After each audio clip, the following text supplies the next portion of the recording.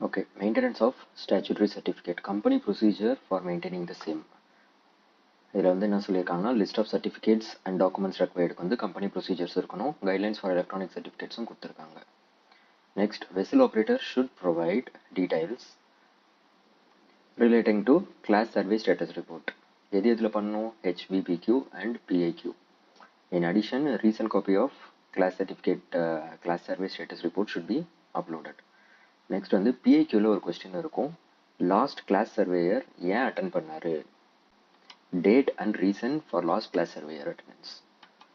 Prior போர்டிங்கே வந்து surveyor check பண்ணுறவர் CSSRக்கும் உன்னோட HVPQ PIQல டேட்டா கரெக்டாக இருக்குதான்னு சொல்லிட்டு.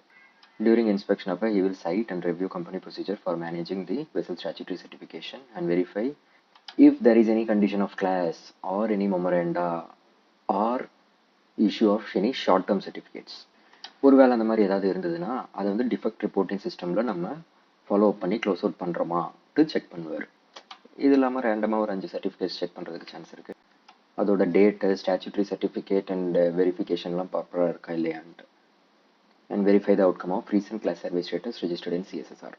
Okay, expected evidence வந்து company procedure for maintaining the statutory certificates, folder containing these certificates and their index, latest class survey status reports, any open defects as reported in the defect reporting system, class attendance during the past 12 months.